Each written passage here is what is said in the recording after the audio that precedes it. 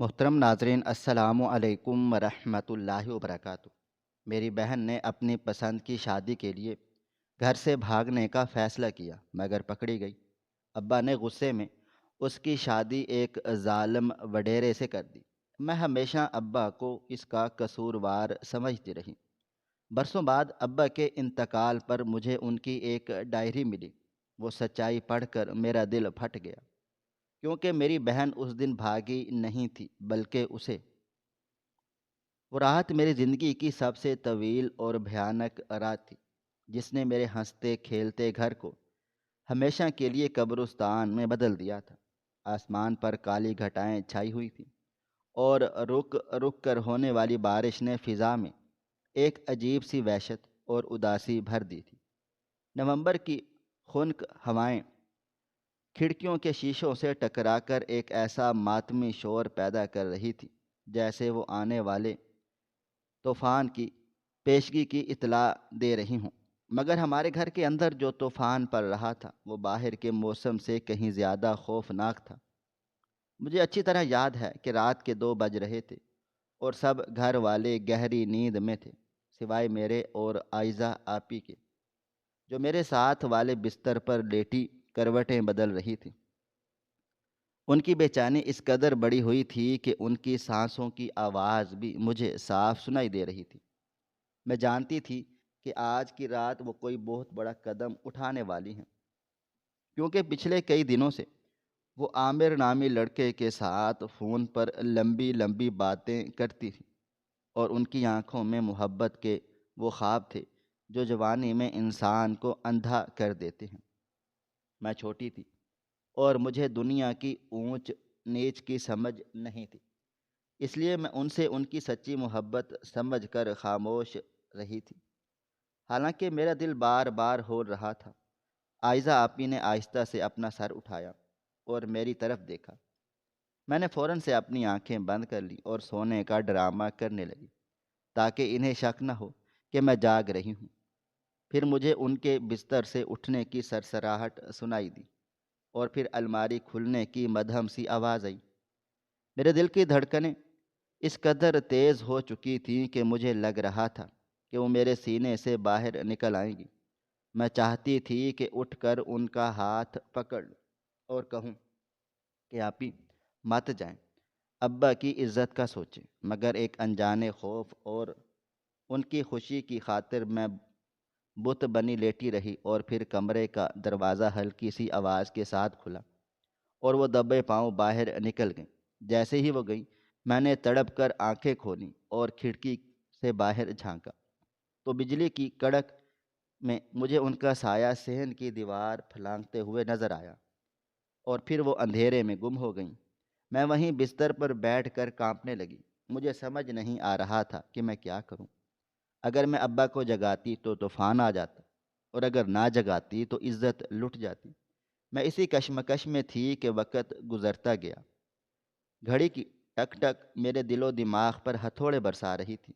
آدھا گھنٹہ گزرا یا شاید 1 گھنٹہ، مجھے اندازہ نہیں تھا، لیکن اچانک باہر گلی میں گاڑی کے ٹائروں کی چڑچڑاہٹ، اور پھر ہمارے لوہے کے گیٹ پر زوردار دھماکے جیسی آوازیں آئیں، جنہوں نے گھر کے در و دیوار ہلا دی۔ یہ آوازیں کسی مہمان کی نہیں تھی، بلکہ یہ بربادی کی دستک تھی۔ میں ابھی سوچ ہی رہی تھی کہ ابا ہڑبڑا کر اٹھے، ان کے کمرے سے آوازیں آئیں، اور پھر وہ باہر کی طرف بھاگے۔ اماں بھی جاگ گئی تھی اور خوف زدہ ہو کر میرے کمرے میں آ گئی، پوچھنے لگیں کہ کیا ہوا ہے، مگر میری زبان تالو سے چپک گئی تھی۔ پھر باہر سے ابا کی دھاڑ سنائی دی۔ ایسی آواز میں نے زندگی میں کبھی نہیں سنی تھی۔ وہ کسی انسان کی طرح نہیں، بلکہ ایک زخمی شیر کی آواز تھی جو درد اور غصے سے پاگل ہو چکا ہو۔ میں اور اماں بھاگتے ہوئے صحن میں پہنچے تو وہاں کا منظر دیکھ کر ہماری روح فنا ہو گئی۔ سامنے گیٹ کھلا پڑا تھا، اور ابا آئزہ آپی کو بالوں سے گھسیٹتے ہوئے اندر لا رہے تھے۔ آئزہ آپی کی حالت دیکھ کر کلیجہ منہ کو آ گیا۔ ان کے کپڑے جگہ جگہ سے پھٹے ہوئے تھے اور کیچڑ میں لتھڑے ہوئے تھے۔ ان کے پاؤں ننگے تھے اور ان سے خون رس رہا تھا۔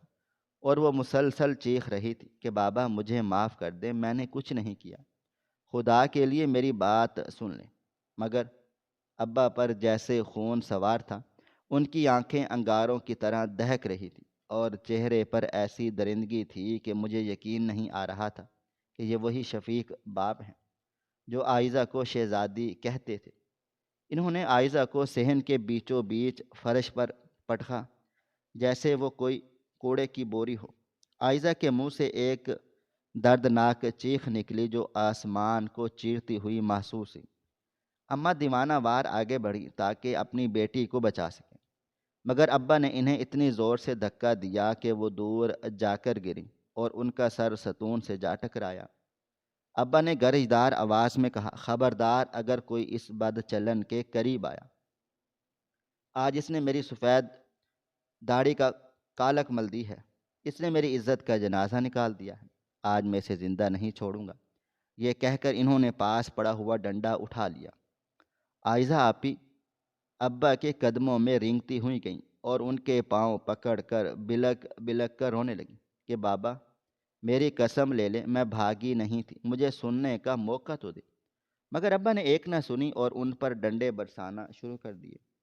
ہر ضرب کے ساتھ آئزہ کی چیخیں مدھم ہوتی جا رہی تھیں اور میرا دل پھٹتا جا رہا تھا۔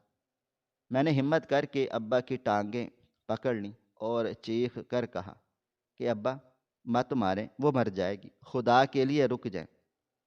مگر ابا نے مجھے بھی جھٹک دیا۔ وہ اس وقت باپ نہیں لگ رہے تھے، وہ صرف ایک غیرت مند مرد تھے جس کی انا کو ٹھیس پہنچی تھی۔ بارش اب تیز ہو چکی تھی اور آئزہ کا خون بارش کے پانی کے ساتھ مل کر صحن میں بہہ رہا تھا۔ تبھی اچانک ابا رکے، ان کا سانس پھول رہا تھا۔ انہوں نے نفرت سے آئزہ کی طرف دیکھا جو نیم بے ہوشی کی حالت میں کیچڑ میں پڑی تھی، اور پھر انہوں نے جیب سے موبائل فون نکالا اور کسی کو کال ملائی۔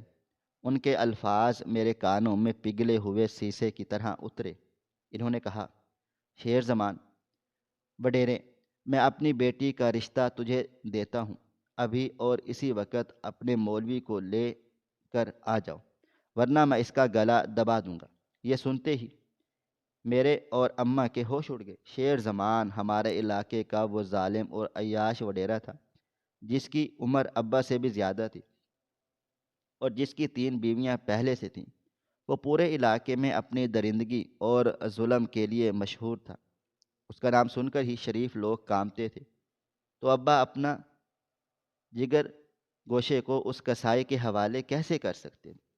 اماں نے روتے ہوئے ابا کے ہاتھ جوڑ دیے کہ ایسا ظلم مت کرو، میری بچی کی زندگی برباد مت کرو، اسے مار دو مگر اس جانور کے حوالے مت کرو، وہ اسے نوچ کھائے گا۔ مگر ابا کا فیصلہ اٹل تھا۔ انہوں نے پتھرائی ہوئی آنکھوں سے اماں کو دیکھا اور کہا کہ اس سے بہتر ہے کہ یہ مر جائے، مگر اب یہ میرے گھر میں ایک لمحہ نہیں رہے گی۔ اس نے رات کے اندھیرے میں غیر مرد کے ساتھ بھاگ کر میرے ماتھے پر وہ داغ لگایا ہے جو صرف اس کی رخصتی سے ہی دھل سکتا ہے، چاہے وہ رخصتی ڈولی میں ہو یا جنازے میں۔ آئزہ آپی جو نیم ہوشی میں یہ سب سن رہی تھی، ان کی آنکھوں میں موت کا سا سکون اتر آیا تھا۔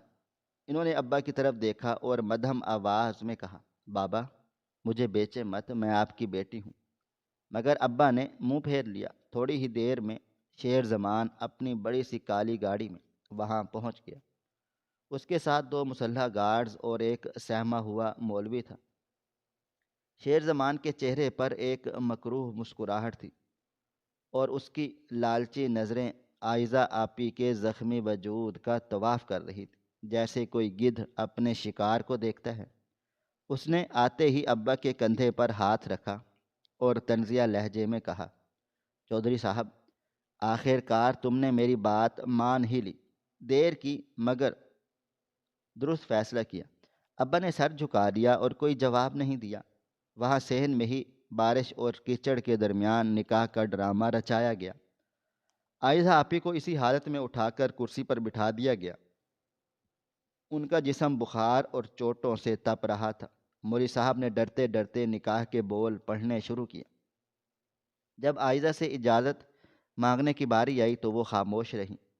مولوی نے دوبارہ پوچھا تو شیر زمان نے غصے سے کہا، خاموشی کا مطلب ہے ہاں ہے، پڑھاؤ نکاح۔ مگر میں جانتی تھی کہ خاموشی رضا نہیں بلکہ موت تھی۔ یہ ایک زندہ لاش کا نکاح تھا جو زبردستی پڑھایا جا رہا تھا۔ میں کونے میں کھڑی اپنا دوپٹہ منہ میں دبائے چیخوں کو روک رہی تھی۔ مجھے اپنے باپ سے شدید نفرت محسوس ہو رہی تھی۔ مجھے وہ دنیا کے سب سے ظالم شخص لگ رہے تھے، جنہوں نے اپنی جھوٹی شان کی خاطر اپنی پھول جیسی بیٹی کو کانٹوں میں پھینک دیا تھا۔ نکاح کے فوراً بعد شیر زبان نے عائزہ کا ہاتھ پکڑا اور اسے کھینچتے ہوئے اپنی گاڑی کی طرف لے جانے لگا۔ عائزہ نے مڑ کر آخری بار ابا کو دیکھا۔ اس کی نظروں میں کوئی شکایت نہیں تھی، کوئی شکوہ نہیں تھا، بس ایک عجیب سی ویرانی تھی، جیسے وہ کہہ رہی ہو کہ بابا جان، آپ ہار گئے اور آپ نے مجھے بھی ہرا دیا۔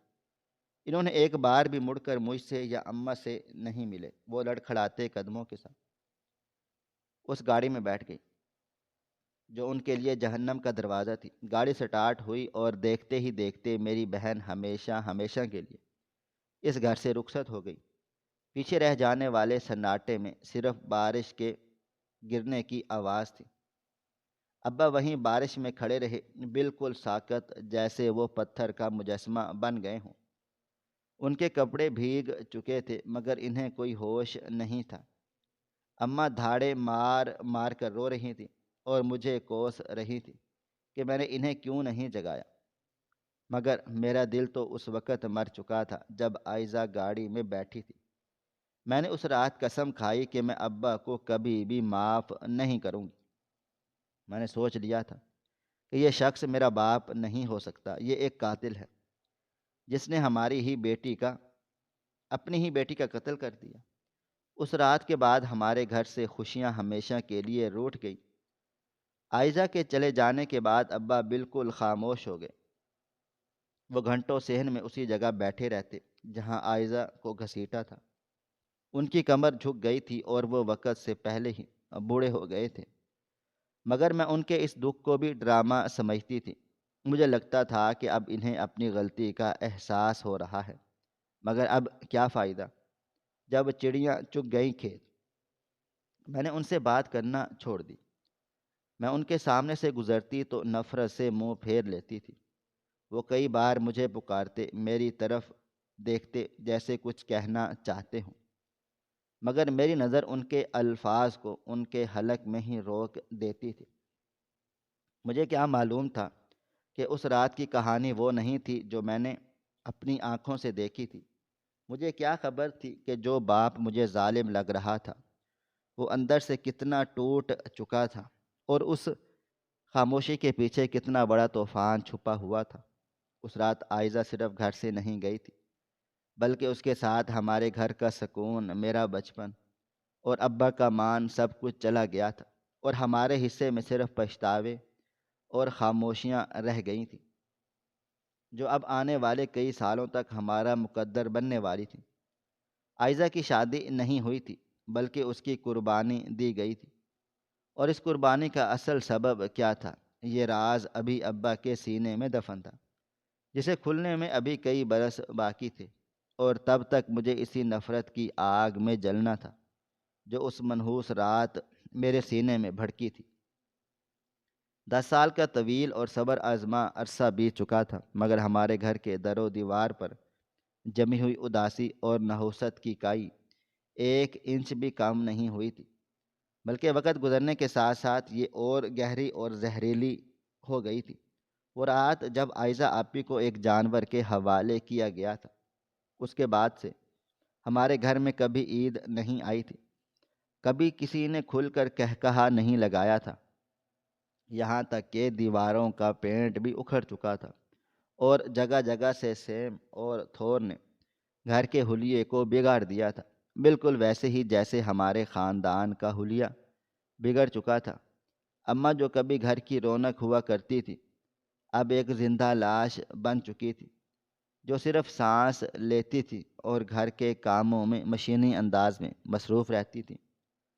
ان کی آنکھوں کا پانی خشک ہو چکا تھا اور زبان پر تالے لگ چکے تھے، اور میں تو نفرت کی ایک چلتی پھرتی لاش تھی، جس کے سینے میں دل کی جگہ ایک جلتا ہوا انگارہ تھا، جو مجھے ہر وقت اپنے ہی باپ کے خلاف بھڑکاتا رہتا تھا۔ میں نے ان 10 سالوں میں ایک بار بھی ابا کی طرف پیار سے نہیں دیکھا تھا، اور وہ جب بھی میرے سامنے آتے میں راستہ بدل لیتی۔ وہ جب بھی دسترخوان پر بیٹھتے میں اٹھ جاتی۔ ان کی ہر بات، ہر لفظ مجھے زہر لگتا تھا۔ میں انہیں اپنی بہن کا قاتل سمجھتی تھی، ایک ایسا سوداگر جس نے اپنی انا اور جھوٹی عزت کی خاطر اپنی سگی بیٹی کا سودا کر دیا تھا۔ وہ بیچارے ان 10 سالوں میں موم بتی کی طرح پگھلتے رہے۔ ان کے بال برف کی طرح سفید ہو گئے، کمر کمان کی طرح جھک گئی، اور وہ مضبوط شخص جو کبھی پورے محلے میں اپنے روبدار آواز کے لیے جانا جاتا تھا، اب اس کی آواز گلے میں ہی گھٹ کر رہ گئی تھی۔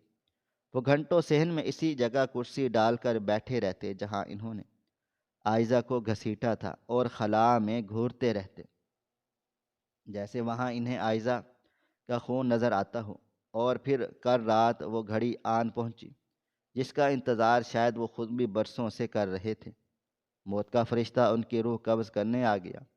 ان کا انتقال بہت خاموشی سے ہوا، جیسے وہ نہیں چاہتے تھے کہ ان کے مرنے پر کوئی بھی شور ہو۔ جب انہیں غسل دیا گیا اور کفن پہنا کر صحن میں لٹایا گیا تو پورا محلہ امڑ آیا۔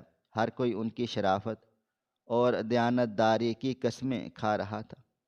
لوگ کہہ رہے تھے کہ چودھری صاحب جیسا نیک انسان چراغ لے کر ڈھونڈنے سے بھی نہیں ملے گا، مگر میں صحن کے ایک کونے میں کھڑی خشک اور پتھرائی ہوئی آنکھوں سے یہ سب تماشا دیکھ رہی تھی۔ میرے دل میں ذرا برابر بھی دکھ نہیں تھا، بلکہ ایک عجیب سی سرد مہری تھی۔ مجھے لگ رہا تھا کہ آج قدرت نے انصاف کر دیا ہے، آج وہ ظالم اپنے انجام کو پہنچ گیا ہے۔ میں نے نہ ان کا آخری دیدار کیا اور نہ ہی ان کے جنازے کو کندھا دینے والوں میں شامل ہوئی، یہاں تک کہ جب انہیں قبر میں اتارا جا رہا تھا تو میرا دل پتھر کا بنا رہا۔ تدفین کے بعد جب سارے مہمان جا چکے اور گھر میں وہی منحوس سناٹا لوٹ آیا جو ہمارا مقدر تھا، تو اگلے دن دوپہر کے وقت اماں میرے پاس آئیں۔ ان کا چہرہ سپاٹ تھا اور آواز میں مردہ سی گونج تھی۔ انہوں نے کہا، بیٹی، ابا کے کمرے کی صفائی کر دو، ان کے کپڑے اور جوتے غریبوں میں بانٹ دو، اور جو کاغذات یا ضروری سامان ہے اسے سنبھال لو، کیونکہ مجھ میں اب اتنی ہمت نہیں ہے کہ میں اس کمرے میں جا کر ان کی خشبوں کا سامنا کر سکوں۔ اماں کی بات سن کر میرے ماتھے پر بل پڑ گئے۔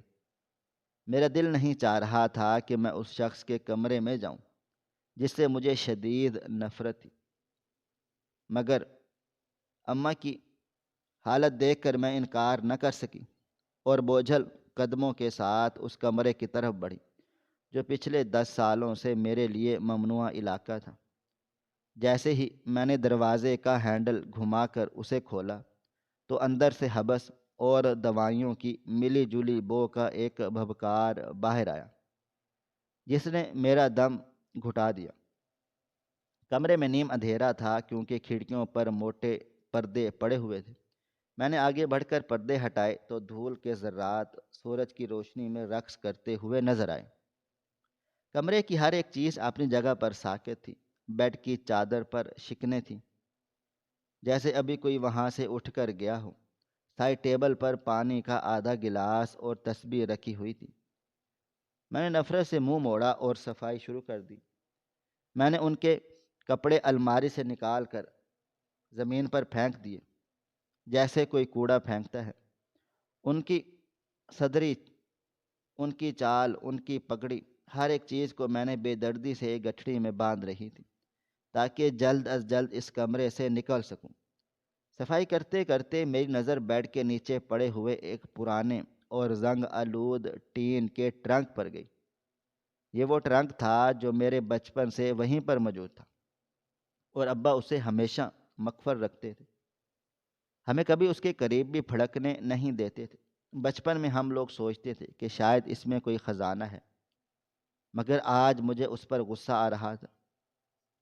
میں نے اسے گھسیٹ کر باہر نکالا تو اس کے نیچے فرش پر دھول کا ایک ایسا چکور نشان بنا ہوا تھا۔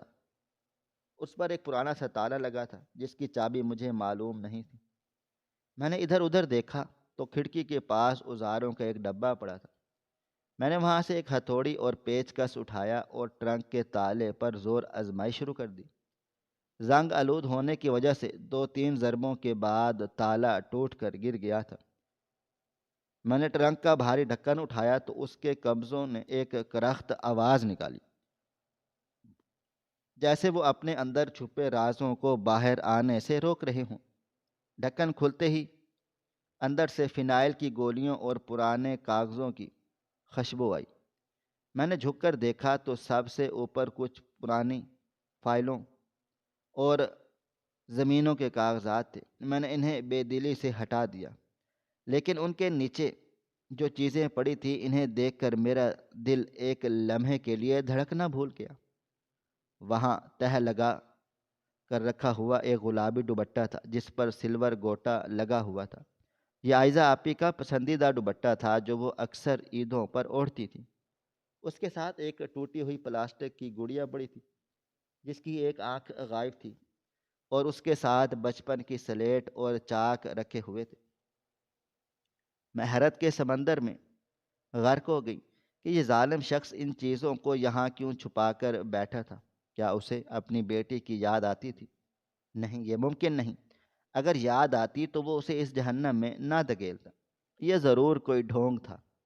تبھی میری نظر ٹرنک کی تہہ میں پڑی ہوئی ایک سیاہ رنگ کی موٹی سی جلد والی ڈائری پر پڑی، جس کے کنارے مڑے ہوئے تھے اور کافی استعمال شدہ لگ رہی تھی۔ مجھے یاد آیا کہ ابا اکثر راتوں کو اکیلے بیٹھ کر کچھ لکھا کرتے تھے۔ میرا تجسس جاگ اٹھا۔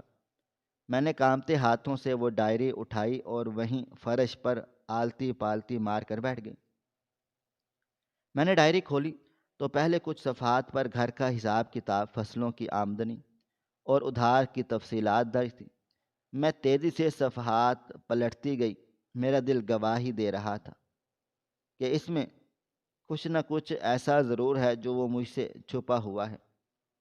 اور پھر اچانک میری انگلیاں رک گئیں۔ میرے سامنے 12 نومبر 2013 کی تاریخ درج تھی۔ یہ وہی منحوس رات کی تاریخ تھی جب ہماری زندگیوں میں قیامت آئی تھی۔ اس صفحے کی حالت بتا رہی تھی کہ اسے لکھنے والا کس کرب سے گزر رہا تھا۔ جگہ جگہ سیاہی پھیلی ہوئی تھی، جیسے لکھنے کے دوران کاغذ پر آنسو گرتے رہے ہوں، اور تحریر اتنی لرزیدہ تھی کہ الفاظ بامشکل پڑھے جا رہے تھے۔ میں نے ایک لمبی سانسیں لی اور اسے پڑھنا شروع کر دیا۔ ابا نے لکھا تھا کہ آج رات میں مر گیا ہوں۔ میں نے اپنے ہاتھوں سے اپنی قبر کھودی ہے۔ دنیا مجھے ایک ظالم اور بے حس باپ کہے گی۔ میری اپنی چھوٹی بیٹی مجھے نفرت سے دیکھے گی۔ شاید قیامت تک مجھے معاف نہ کرے، مگر اے میرے رب، تو گواہ رہنا کہ اگر میں آج ظالم نہ بنتا تو میری پھول جیسی بچی جہنم کا ایندھن بن جاتی۔ میں نے اسے آگ میں نہیں پھینکا، بلکہ میں نے اسے کوئلوں پر لٹا دیا ہے تاکہ وہ راکھ ہونے سے بچ جائے۔ یہ ابتدائی جملے پڑھ کر میرے وجود میں سنسنی دوڑ گئی۔ میرا دل زوروں سے دھڑکنے لگا۔ میں نے آگے پڑھا۔ مجھے پچھلے کئی دنوں سے شک تھا کہ عائزہ کے ساتھ کچھ غلط ہو رہا ہے۔ میں نے اس کے فون پر ایک انجان لڑکے کی آواز سنی تھی، اور اس کی باتوں سے مجھے اندازہ ہو گیا تھا کہ وہ اسے ورگلا رہا ہے۔ میں کئی راتوں سے جاگ رہا تھا، پہرا دے رہا تھا، اور آج جب رات کے 2 بجے میں نے عائزہ کو کمرے سے نکلتے دیکھا تو میرا کلیجہ منہ کو آ گیا۔ میں چاہتا تو وہیں اسے روک لیتا، اسے کمرے میں بند کر دیتا، مگر میں جاننا چاہتا تھا کہ وہ آخر کس حد تک جا سکتی ہے۔ میں چھپ کر اس کے پیچھے پیچھے گیا۔ باہر موسلا دھار بارش ہو رہی تھی، اور وہ دیوانی بارش میں بھیگتی ہوئی گلی کے کونے کی طرف جا رہی تھی جہاں ایک سفید رنگ کی وین کھڑی تھی۔ میں دیواروں کی اوٹ میں چھپتا ہوا وہاں پہنچا۔ جو میں نے سنا اور دیکھا اس نے میرے پیروں تلے سے زمین نکال دی۔ عائزہ وین کے پاس پہنچی۔ وہاں عامر نامی وہ لڑکا کھڑا تھا جسے وہ اپنی محبت سمجھتی تھی، مگر عائزہ نے اس کے پاس جا کر جو کہا اس نے میرا سر فخر سے بلند کر دیا۔ اس نے روتے ہوئے کہا، عامر، میں گھر سے بھاگ نہیں سکتی، میں اپنے بوڑھے باپ کی عزت کو روند کر تمہارے ساتھ نہیں جا سکتی۔ میں صرف تمہیں یہ بتانے کے لیے آئی ہوں کہ مجھے تم بھول جاؤ۔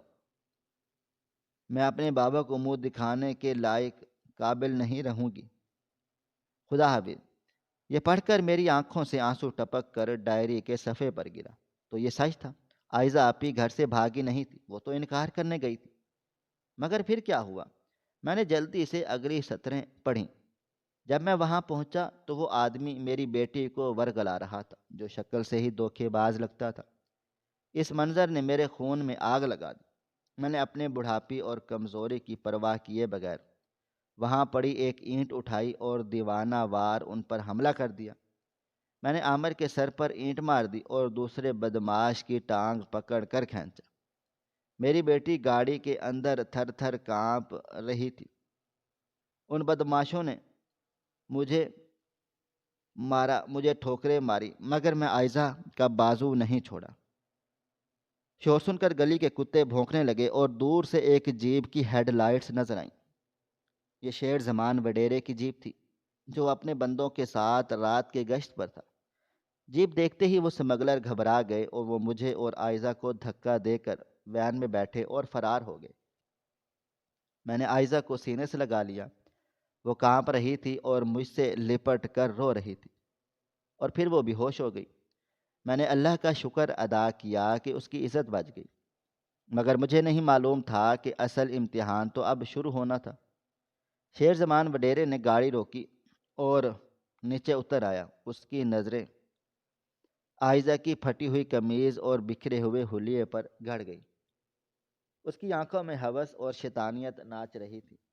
اس نے حالات کا جائزہ لیا اور ایک مکروہ مسکراہٹ کے ساتھ میرے قریب آیا اور کہا کہ چودھری صاحب، تمہاری بیٹی آدھی رات کو یہاں کیا کر رہی تھی، ان غیر مردوں کے ساتھ؟ میرے ہاتھ کانپ رہے تھے اور سانس رک رہی تھی۔ میں نے اگلا صفحہ پلٹا۔ میں نے شیر زمان کے آگے ہاتھ جوڑے کہ وڈیرے سائیں، یہ معصوم ہے، اسے ورگلایا گیا تھا، میں اسے لے جانے آیا ہوں، اس بات کو یہیں پر ختم کر دے۔ مگر شیر زمان نے جو کہا وہ میری موت کا پروانہ تھا۔ اس نے کہا کہ بات تو اب شروع ہوئی ہے چودھری، کل صبح جب سورج نکلے گا تو پورے گاؤں میں یہ خبر آگ کی طرح پھیل چکی ہوگی کہ تمہاری بیٹی رات کو عاشقوں کے ساتھ پکڑی گئی۔ پولیس آئے گی، پرچہ کٹے گا، عدالت میں پیشیاں ہوں گی اور اخبار میں تمہاری پگڑی اچھلے گی، اور سب سے بڑی بات، وہ سمگلر اسے اتنی آسانی سے نہیں چھوڑیں گے، وہ پھر حملہ کریں گے۔ تب تم اسے کیسے بچاؤ گے؟ میں خاموش کھڑا تھا کیونکہ اس کی ہر ایک بات سچ تھی۔ شیر زمان نے میرے کندھے پر ہاتھ رکھا اور میرے کان میں سرگوشی کی کہ میرے پاس صرف ایک حل ہے۔ اس لڑکی کی عزت کو اب مٹی تو مل چکی ہے، اسے اب کوئی بھی شریف آدمی قبول نہیں کرے گا، بہتر ہے اسے میری حویلی کی عزت بنا دو۔ میں ابھی مولوی کو بلا لیتا ہوں، نکاح ہو جائے گا تو میری طاقت کی وجہ سے نہ پولیس تمہارے دروازے پر آئے گی اور نہ وہ سمگلر اس کی طرف آنکھ اٹھا کر دیکھیں گے۔ میری حویلی کی چار دیواری میں یہ محفوظ رہے گی۔ فیصلہ تمہارا ہے، یا بدنامی اور کوٹھا یا پھر میرا گھر۔ ابا کے الفاظ رو رہے تھے۔ میرے پاس صرف چند لمحے تھے فیصلہ کرنے کے لیے۔ ایک طرف سمگلروں کا گروہ تھا جو میری بیٹی کو نوچ کھاتا، اور دوسری طرف شیر زمان جو ظالم تھا، عیاش تھا، مگر کم از کم میری بیٹی اس کی بیوی بن کر عزت کی موت تو مرتی، وہ کسی بازار میں تو نہیں بکتی۔ میں نے اپنی بیٹی کی جان بچانے کے لیے اس کی زندگی کا سودا کر لیا۔ میں نے شیر زمان کی شرط مان لی، لیکن اس نے کہا کہ دنیا کو یہ نہیں لگنا چاہیے کہ میں نے مجبوری میں شادی کی ہے، بلکہ یہ لگنا چاہیے کہ تم نے غصے میں آ کر اسے سزا دی ہے، تاکہ کل کو کوئی مجھ پر انگلی نہ اٹھائے۔ اس لیے مجھے ایک ڈرامہ کرنا پڑے گا۔ میں آئزہ کو گھسیٹتا ہوا گھر لایا، میں نے اس پر ڈنڈے برسائے۔ میرا ہر وار اس کے جسم پر نہیں بلکہ میری اپنی روح پر لگ رہا تھا۔ میرا دل کر رہا تھا کہ میں ڈنڈا اپنے سر میں مار لوں اور وہیں پر مر جاؤں۔ جب وہ میرے قدموں میں گر کر معافی مانگ رہی تھی کہ بابا میں بھاگی نہیں تھی، تو میرا دل خون کے آنسو رو رہا تھا۔ میں چیخنا چلانا چاہتا تھا۔ میں جانتا تھا کہ میری بچی تم پاک صاف ہو، مگر میں مجبور ہوں۔ اگر میں تمہیں سچ بتا دیتا تو تم شیر زمان کے پاس جانے سے انکار کر دیتے، اور اگر میں تمہیں گھر رکھتا تو سمگلر تمہیں اٹھا لے جاتے۔ اس لیے میں نے تمہاری نظروں میں ولن بننا قبول کیا تاکہ تم مجھ سے نفرت کرو اور اس نفرت کے سہارے زندہ رہو۔ میں نے تمہیں بچانے کے لیے تمہیں توڑ دیا۔ ڈائری کا آخری جملہ پڑھ کر میرے منہ سے ایک دل خراش چیخ نکلی اور میں وہیں سجدے میں گر گئی۔ ہائے میرے اللہ، یہ کیا ہو گیا؟ یہ میں نے کیا کر دیا ہے؟ میں جس باپ کو 10 سال تک قاتل اور ظالم سمجھتی رہی، وہ تو دنیا کا سب سے مظلوم اور عظیم باپ نکلا۔ اس نے اپنی بیٹی کی عزت بچانے کے لیے اپنی دنیا اور آخرت داؤ پر لگا دی۔ اس نے ہمیں سینے پر نفرت کے پتھر کھائے تاکہ ہم لوگ محفوظ رہیں۔ اس نے وہ زہر خاموشی سے پیا جو ہمیں مار سکتا تھا، اور ہم کتنے نادان نکلے۔ میں اسے کوستی رہی، آئزہ اسے بد دعائیں دیتی رہی، اور وہ شخص چپ چاپ قبر میں اتر گیا۔ اس کی خاموشی میں کتنا شور تھا جو ہم نے کبھی نہیں سنا۔ اس کی آنکھوں کی ویرانی میں کتنی فریادیں تھیں جو ہم نے کبھی نہیں دیکھی۔ مجھے یاد آیا کہ ابا اکثر آئزہ کے کمرے کے باہر کھڑے ہو کر دیواروں کو چوما کرتے۔ وہ اکثر آسمان کی طرف دیکھ کر کہتے تھے، یا اللہ میری امانت کی حفاظت کرنا۔ مجھے لگا وہ توبہ کر رہے ہیں، مگر وہ تو دعائیں کر رہے تھے۔ مجھے اپنا آپ دنیا کا سب سے گھٹیا اور کمینہ ترین انسان لگ رہا تھا۔ میرا دل کر رہا تھا کہ میں ابا کی قبر پر جاؤں اور اسے اپنے ناخنوں سے کھود کر ابا کے پیروں سے لپٹ جاؤں اور کہوں کہ ابا اٹھیں، مجھے ماریں، مجھے ڈانٹیں، مگر مجھے معاف کر دیں۔ میں آپ کی قربانی کو سمجھ نہیں سکی۔ میں نے آپ کو بہت دکھ دیا ہے۔ میں نے آپ کے بڑھاپے کو عذاب بنا دیا۔ ابا آپ ظالم نہیں تھے، آپ تو فرشتہ تھے، آپ تو ڈھال تھے جو ٹوٹ گئی، مگر ہمیں خراش تک نہیں آئی۔ میرا رونا دھونا کمرے میں گونج رہا تھا۔ اماں جو شاید میری چیخ سن کر بھاگی آئی تھی، دروازے پر کھڑی مجھے حیرت سے دیکھ رہی تھی۔ میں نے روتے ہوئے ڈائری ان کی طرف بڑھا دی اور ہچکیوں کے درمیان کہا کہ اماں، ہم نے ابا پر بہت ظلم کیا۔ آئزہ بھاگی نہیں تھی اماں، آئزہ بھاگی نہیں تھی، ابا نے اسے بچایا تھا۔ ابا نے اسے بیچا نہیں تھا، قربان کیا تھا۔ اماں ڈائری پڑھ کر وہیں چوکھٹ پر بیٹھ گئیں اور دھاڑے مار مار کر رونے لگیں۔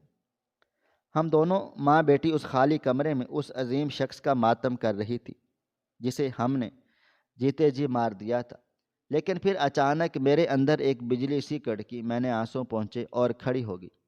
نہیں، اب رونے کا وقت نہیں تھا۔ ابا تو چلے گئے، مگر میری بہن آئزہ ابھی بھی زندہ تھی، اور وہ ابھی اسی غلط فہمی میں جی رہی تھی کہ اس کے باپ نے اسے بیچا تھا۔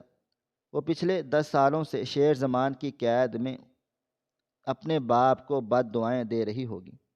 مجھے اس تک پہنچنا تھا، اسے بتانا تھا کہ اس کا باپ مجرم نہیں، ہیرو تھا، چاہے شیر زمان کے پہرے کتنے ہی سخت کیوں نہ ہوں، چاہے مجھے اس حویلی کی دیواروں میں کیوں ہی نہ گرانی پڑے۔ میں آج وہاں جاؤں گی۔ میں آئزہ کو بتاؤں گی کہ اس رات کا ادھورا سچ کیا تھا۔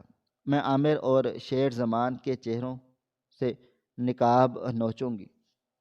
ابا کی روح اس وقت بے چین رہے گی جب تک آئزہ انہیں معاف نہیں کر دیتی۔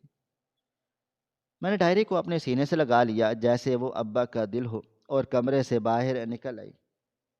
میرے قدموں میں اب لڑکھڑاہٹ نہیں تھی، بلکہ ایک ایسا عزم تھا جو پہاڑوں سے ٹکرانے کے لیے تیار تھا، کیونکہ اب میرے پاس سچ کی طاقت تھی، اور سچ کو کوئی بھی زنجیر نہیں روک سکتی۔ میں اپنے ہاتھوں میں وہ ڈائری بھینچے ہوئے گھر سے باہر نکلی تو دوپہر کا سورج پوری آب و تاب سے چمک رہا تھا۔ مگر میرے اندر ایک عجیب سی ٹھنڈک اور اندھیرا تھا، کیونکہ میں سفر پر جا رہی تھی جو پچھلے 10 سالوں سے مجھ پر ادھار تھا۔ میرا رخ شیر زمان وڈیرے کی اس فلک بوس حویلی کی طرف تھا جو ہمارے گاؤں کے سرے پر ایک دیو کی طرح کھڑی تھی، اور جس کی اونچی دیواروں نے میری بہن کی جوانی اور خوشیوں کو نگل لیا تھا۔ میں پاگلوں کی طرح چل رہی تھی، میرے پیروں میں چھالے پڑ رہے تھے، مگر مجھے کوئی بھی ہوش نہیں تھا، کیونکہ میرے ابا کی وہ امانت تھی جو مجھے عائزہ تک پہنچانی تھی۔ شیر زمان کی حویلی کا فاصلہ زیادہ نہیں تھا، مگر آج یہ فاصلہ مجھے صدیوں پر محیط لگ رہا تھا۔ جب میں حویلی کے بڑے آہنی گیٹ پر پہنچی تو وہاں موجود بندوق بردار گارڈز نے مجھے روک لیا اور حقارت سے پوچھا کہ کس سے ملنا ہے۔ میں نے کانپتی ہوئی آواز میں کہا کہ میں عائزہ بی بی کو چھوٹی بہن ہوں اور میرے باپ کا انتقال ہو گیا ہے۔ میں اپنی بہن سے ملنے آئی ہوں۔ باپ کی موت کا سن کر شاید ان کے پتھر دلوں میں بھی کچھ رحم آ گیا، یا پھر یہ ہمارے معاشرے کی روایت تھی کہ غم کے موقع پر دشمن بھی دروازہ کھول دیتے ہیں۔ انہوں نے مجھے اندر جانے کی اجازت دے دی۔ میں بھاری قدموں کے ساتھ حویلی کے کشادہ صحن سے گزرتی ہوئی اندرونی حصے کی طرف بڑھی۔ یہ حویلی باہر سے جتنی خوبصورت اور شاندار تھی، اندر سے اتنی ہی ویران اور کاٹ کھانے والی لگ رہی تھی۔ یہاں کی دیواروں پر مہنگے رنگ و روغن تو تھے، مگر ان میں زندگی کی کوئی رمق نہیں تھی۔ یہ ایک سونے کا پنجرہ تھا جہاں میری بہن کو قید کیا گیا تھا۔ میں ایک ملازمہ کے پیچھے پیچھے چلتی ہوئی اس بڑے سے ہال میں پہنچی جہاں عائزہ آپی موجود تھی۔ جیسے ہی میری نظر ان پر پڑی، میرا دل دھک سے رہ گیا اور میرے قدم وہیں جم گئے۔ سامنے ایک مہنگے مخمل کے صوفے پر جو عورت بیٹھی تھی، اسے پہچاننے میں مجھے کئی لمحے لگے۔ کیا یہ وہی میری چہکتی ہوئی عائزہ آپی تھی جن کی ہنسی سے ہمارا گھر گونجتا تھا؟ نہیں، وہ تو کوئی اور تھی۔ سامنے بیٹھی عورت کا جسم تو قیمتی ریشم جوڑے میں لپٹا ہوا تھا اور گلے میں سونے کے بھاری زیورات تھے، مگر اس کا چہرہ بالکل سپاٹ اور جذبات سے عاری تھا۔ اس کی آنکھوں کے گرد گہرے سیاہ حلقے تھے جو اس کی بے خوابی اور مسلسل رونے کی گواہی دے رہے تھے۔ اس کی رنگت زرد پڑ چکی تھی اور وہ وقت سے پہلے بوڑھی لگ رہی تھی۔ اس کے بالوں میں چاندنی اتر آئی تھی، حالانکہ اس کی عمر ابھی اتنی نہیں تھی۔ یہ 10 سالوں کا عذاب تھا جس نے اسے نچوڑ کر رکھ دیا تھا۔ مجھے دیکھتے ہی اس کی آنکھوں میں کوئی چمک نہیں ابھری، کوئی خوشی نہیں ہوئی، بلکہ ایک عجیب سی اجنبیت اور سرد مہری تھی، جیسے وہ مجھے پہچانتی ہی نہ ہو۔ میں دوڑ کر اس کے پاس گئی اور اس کے قدموں میں گر کر رونے لگی۔ آپی، میں ہوں، آپ کی چھوٹی بہن اقرا۔ مجھے پہچانا نہیں آپ نے؟ مگر وہ پتھر کی مورتی بنی بیٹھی رہی۔ اس نے اپنے خشک ہاتھ میرے سر پر رکھے، نہ مجھے گلے سے لگایا۔ میں نے روتے ہوئے کہا، آپی، ابا چلے گئے، ابا کا انتقال ہو گیا، ہم یتیم ہو گئے ہیں۔ مجھے لگا تھا کہ یہ خبر سن کر وہ چیخے گی، روئے گی، اپنا گریبان پھاڑے گی، مگر اس کا رد عمل ایسا تھا جس نے میرے وجود کو ہلا کر رکھ دیا۔ اس کے ہونٹوں پر ایک زہریلی اور تلخ مسکراہٹ ابھری، ایک ایسی مسکراہٹ جو خنجر کی طرح میرے دل میں اتر گئی۔ اس نے انتہائی سرد لہجے میں کہا، تو کیا ہوا؟ مر گیا تو اچھا ہوا، ایک سوداگر کم ہو گیا دنیا سے۔ اس جملے نے میرے کانوں میں سیسا انڈیل دیا۔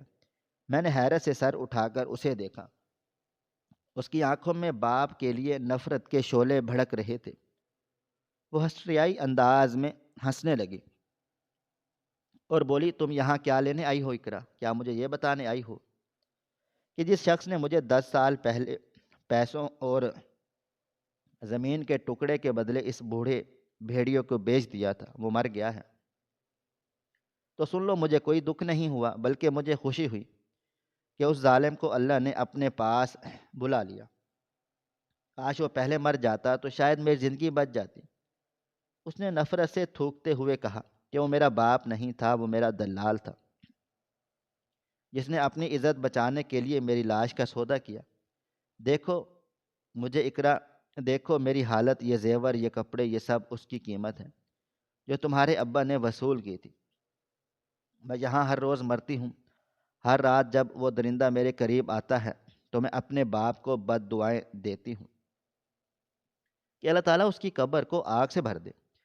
یہ الفاظ نہیں تھے، بلکہ یہ ایک تیزاب کے قطرے تھے جو میرے کانوں میں ٹپک رہے تھے۔ عائزہ آپی کا ہر لفظ ان کی تکلیف کی غمگازی کر رہا تھا۔ وہ سمجھ رہی تھی کہ ابا نے انہیں بیچا ہے۔ وہ اسی غلط فہمی میں جر رہی تھی جس میں جر رہی تھی، مگر اب میرے پاس وہ پانی تھا جو اس آگ کو بجھا سکتا تھا۔ میں نے تڑپ کر اس کا ہاتھ پکڑا اور چیخ کر کہا کہ بس کر دیں آپی، خدا کے لیے بس کر دیں، ابا کو بد دعا مت دیں۔ وہ سوداگر نہیں تھے، وہ شہید تھے۔ انہوں نے آپ کو بیچا نہیں تھا، آپ کو بچایا تھا۔ آپی وہ ظالم نہیں تھے، وہ بہت بڑے ہیرو تھے۔ میری بات سن کر وہ ایک دم چپ ہو گئی اور مجھے ایسے دیکھنے لگی جیسے میں پاگل ہو گئی ہوں۔ انہوں نے جھٹکے سے اپنا ہاتھ چھڑایا اور کہا، کیا بکواس کر رہی ہو تم؟ بچایا تھا، مجھے اس جہنم میں جھونک کر بچایا تھا۔ تم ابھی اس کی طرف داری کرنے آئی ہو، نکل جاؤ یہاں سے، مجھے کسی کی ضرورت نہیں ہے۔ مگر میں نے ہمت نہیں آری، میں نے اسے اپنے دوپٹے میں چھپی ہوئی وہ کالی ڈائری نکالی اور اس کے کانپتے ہوئے ہاتھوں میں تھما دی۔ میں نے کہا کہ آپی، میں کوئی صفائی دینے نہیں آئی، یہ ابا کی ڈائری ہے جو مجھے آج ان کے پرانے ٹرنک سے ملی ہے۔ اس میں رات کا وہ سچ لکھا ہے جو ہم دونوں کو نہیں معلوم تھا۔ اسے پڑھ لیں اور پھر فیصلہ کریں کہ وہ ظالم تھے یا مظلوم۔ عائزہ نے شک اور حیرت سے اس پرانی ڈائری کو دیکھا اور پھر بے دلی سے اسے کھولا۔ میں نے وہ صفحہ نکالا جہاں 12 نومبر کی تاریخ درج تھی اور انگلی رکھ کر کہا کہ یہاں سے پڑھیں۔ وہ پڑھنے لگی، ان کی آنکھوں پر الفاظ جم گئے۔ شروع میں اس کے چہرے پر طنز تھا، مگر جیسے جیسے وہ پڑھتی گئی اس کے چہرے کے تاثرات بدلنے لگے، اس کا رنگ پھک ہوتا چلا گیا اور اس کے ہاتھوں کی لرزش بڑھتی چلی گئی۔ اور جب وہ اس لائن پر پہنچی جہاں ابا نے لکھا تھا کہ عامر انسانی سمگلر تھا اور وہ اسے دبئی بیچنے والا تھا، تو عائزہ کے منہ سے ایک دبی ہوئی چیخ نکلی۔ اس نے بے یقینی سے میری طرف دیکھا۔ میں نے روتے ہوئے سر ہلایا کہ ہاں آپی، وہ محبت نہیں تھی، وہ دھوکہ تھا۔ آپ بکنے جا رہی تھیں، وہ گاڑی محبت کی نہیں، موت کی تھی۔ عائزہ کی سانسیں اکھڑنے لگی۔ اس نے دوبارہ ڈائری پر نظریں گاڑ دیں۔ وہ تیزی سے پڑھ رہی تھی جہاں ابا نے لکھا تھا، شیر زمان نے کیا شرط رکھی تھی اور کیسے ابا نے ان کی جان بچانے کے لیے اس کی خوشی قربان کر دی اور خود ولن بن گئے تاکہ عائزہ کو یہ نہ لگے کہ اس کا باپ کمزور ہے۔ اور جب اس نے آخری الفاظ پڑھے کہ میں نے اپنی بیٹی کو بچانے کے لیے اسے توڑ دیا اور اس کی نفرت کو اپنے سینے پر سجا لیا، تو ڈائری عائزہ کے ہاتھوں سے گر گئی۔ کمرے میں ایک خوفناک خاموشی چھا گئی، ایسی خاموشی جو طوفان سے پہلے ہوتی ہے۔ عائزہ بالکل ساکت بیٹھی تھی، ان کی آنکھیں کھلی ہوئی تھیں مگر ان میں آنسو نہیں تھے، بلکہ گہرا صدمہ تھا۔ اسے یقین نہیں آ رہا تھا کہ جس عامر کے لیے وہ اپنے باپ سے نفرت کرتی رہی، وہ اسے کوٹھے پر بیچنے والا تھا، اور جس باپ کو وہ گالیاں دیتی رہی، اس نے اپنی جان پر کھیل کر اسے اس بدترین انجام سے بچایا تھا اور اسے شیر زمان کے نکاح میں دے کر کم از کم عزت کی چھت دی۔ اچانک عائزہ نے ایک فلک شگاف چیخ ماری، ایسی چیخ جس میں 10 سال کا کرب، پچھتاوا اور اذیت شامل حال تھے۔ وہ صوفے سے نیچے کلین پر گر گئی اور اپنا سر پیٹنے لگی۔ ہائے بابا، یہ میں نے کیا کر دیا؟ ہائے، میں مر کیوں نہ گئی؟ میں نے اپنے فرشتے جیسے باپ کو بد دعائیں دی۔ میں کتنی بڑی گناہ گار ہوں۔ بابا جان، مجھے معاف کر دے، میں اندھی تھی، مجھے کچھ سمجھ نہیں آیا، آپ نے مجھے بچا لیا اور میں آپ کو قاتل سمجھتی رہی تھی۔ وہ دیوانوں کی طرح رو رہی تھی، اپنے بال نوچ رہی تھی اور اپنے چہرے پر تھپڑ مار رہی تھی۔ اس کا رونا دیکھ کر میرا دل پھٹ رہا تھا، میں نے اسے سینے سے لگا لیا۔ ہم دونوں بہنیں اس عالی شان پنجرے میں بیٹھ کر اپنی یتیم ہونے اور اپنے باپ کی مظلومیت کا ماتم کرنے لگی۔ آئزہ بار بار کہہ رہی تھی کہ اقرا مجھے ابا کے پاس لے چلو، مجھے ان کے پیروں میں گرنا ہے، مجھے ان سے معافی مانگنی ہے، ورنہ میری بخشش نہیں ہوگی، میں جہنم میں جاؤں گی۔ میں نے بامشکل اسے سنبھالا اور کہا، چلیں آپی، ہم ابا کی قبر پر چلتے ہیں، وہ ہماری راہ دیکھ رہے ہوں گے۔ آئزہ اسی حالت میں ننگے پاؤں حویلی سے باہر کی طرف دوڑ لگا دی۔ اسے نہ اپنے دوپٹے کا ہوش تھا، نہ شیر زمان کے پہرے داروں کا خوف تھا۔ اس وقت وہ صرف ایک بیٹی تھی جسے اپنی غلطی کا کفارہ ادا کرنا تھا۔ گارڈز نے اسے روکنے کی کوشش کی تھی، مگر اس کی حالت دیکھ کر اور میرے ساتھ ہونے کی وجہ سے وہ پیچھے ہٹ گئی۔ ہم دونوں ننگے پاؤں تپتی ہوئی سڑک پر بھاگتے ہوئے قبرستان کی طرف جا رہے تھے۔ لوگ ہمیں دیکھ رہے تھے مگر ہمیں دنیا کی پرواہ نہیں تھی۔ جب ہم قبرستان پہنچے تو شام ہو رہی تھی اور ویرانی کا راج تھا۔ ہم بھاگتے ہوئے ابا کی تازہ بنی قبر پر جا پہنچے، جس پر ابھی پھول بھی نہیں سوکھے تھے۔ آئزہ قبر دیکھتے ہی اس پر گر گئی اور اس کی مٹی کو دیوانہ وار چومنے لگی۔ وہ مٹی کو اپنے سر پر ڈال رہی تھی اور رو ایسے رہی تھی کہ جیسے کوئی بچہ اپنی ماں سے بچھڑ کر روتا ہے۔ وہ قبر سے لپٹ کر کہہ رہی تھی، بابا اٹھیں، اپنی گڑیا سے بات کریں، دیکھیں میں آ گئی ہوں، بابا میں آپ سے ناراض نہیں ہوں، مجھے بتائیں آپ نے اتنا بڑا بوجھ اکیلے کیسے اٹھایا؟ آپ نے مجھے سچ کیوں نہیں بتایا؟ بابا ایک بار اٹھ کر مجھے گلے لگا لیں، میں نے آپ کو بہت دکھ دیے ہیں، میں نے آپ کو کبھی باپ نہیں سمجھا، میں آپ کی قاتل ہوں، بابا جان مجھے معاف کر دیں۔ اس کی فریادیں قبرستان کے سناٹے میں گونج رہی تھی اور میرا کلیجہ منہ کو آ رہا تھا۔ مجھے یقین تھا کہ ابا اپنی قبر میں سکون سے سو رہے ہوں گے، کیونکہ آج ان کی بیٹی واپس آ گئی تھی۔ آج ان پر لگا ہوا وہ داغ دھل گیا تھا جو انہوں نے اپنی بیٹی کی عزت بچانے کے لیے اپنے ماتھے پر لگایا تھا۔ ہم گھنٹوں وہاں بیٹھے روتے رہے، یہاں تک کہ رات کا اندھیرا چھا گیا۔ آئزہ کی سر قبر کی مٹی پر تھا اور وہ ہچکیوں کے درمیان کہہ رہی تھی کہ بابا جان آپ جیت گئے اور میں ہار گئی۔ آپ دنیا کے سب سے عظیم باپ تھے، مگر میں ایک بدبخت بیٹی نکلی۔ لیکن بابا میں وعدہ کرتی ہوں اب میں روؤں گی نہیں، اب میں اسی سچ کے سہارے زندہ رہوں گی کہ میرا باپ مجھ سے محبت کرتا تھا، اتنی محبت کہ اس نے مجھے بچانے کے لیے خود کو میری نظروں میں گرا دیا تھا۔ آپ کا یہ فیصلہ صحیح تھا بابا جان، اگر میں سمگل ہو جاتی تو میں روز مرتی۔ شیر زمان کے گھر میں کم از کم عزت میں سے تو ہوں، میری لاش کتوں نے تو نہیں کھائی۔ اس رات قبرستان کی ٹھنڈی ہوا نے ہمارے آنسو پہنچے اور ہمیں ایک عجیب سا سکون دیا۔ ہمیں احساس ہوا کہ والدین کے فیصلے بظاہر کتنے ہی سخت اور ظالمانہ کیوں نہ لگیں، ان کے پیچھے ہمیشہ ہماری بھلائی چھپی ہوتی ہے، اور وہ دیکھ سکتے ہیں کہ جو ہم اپنی کم فہمی اور جذباتی اندھے پن میں نہیں دیکھ سکتے۔ ابا نے آئزہ کو ایک جھوٹی آگ میں پھینکا تاکہ وہ بڑی آگ جہنم جیسی بدنامی اور جسم فروشی سے بچ سکے۔ یہ ان کی محبت کی انتہا تھی جسے سمجھنے میں ہمیں 10 سال لگ گئے۔ آئزہ نے قبر کی مٹی کو اپنے آنچل میں باندھ لیا اور ہم دونوں نے ہاتھ اٹھا کر ان کی مغفرت کی دعا کی، اور واپسی پر آئزہ کے قدموں میں ایک ٹھہراؤ تھا۔ اس کی آنکھوں میں اب وہ وحشت نہیں تھی بلکہ ایک اطمینان تھا کہ اس کا باپ اس سے ناراض نہیں ہے۔ وہ واپس اسی حویلی میں جا رہی تھی جو کل تک اسے قید خانہ لگتی تھی، مگر اب وہ اسے پناہ گاہ لگ رہی تھی جو اس کے باپ نے اسے دی تھی۔ اس نے مجھے گلے سے لگا کر کہا، اقرا یہ ڈائری میری زندگی کا سب سے قیمتی اثاثہ ہے، اسے میں ہمیشہ اپنے سینے سے لگا کر رکھوں گی کیونکہ یہ میرے باپ کی بے گناہی کا ثبوت ہے، اور آج کے بعد میں کبھی نہیں روؤں گی کیونکہ میرے بابا نے میرے لیے اپنی جان دی ہے اور میں ان کی قربانی کو ضائع نہیں کروں گی۔ میں نے آئزہ کو حویلی کے گیٹ پر چھوڑا اور خود خالی ہاتھ گھر واپس آ گئی تھی، مگر میرا دل بھرا ہوا تھا۔ مجھے معلوم تھا کہ اب ہمارے گھر سے وہ نحوست ختم ہو گئی ہے۔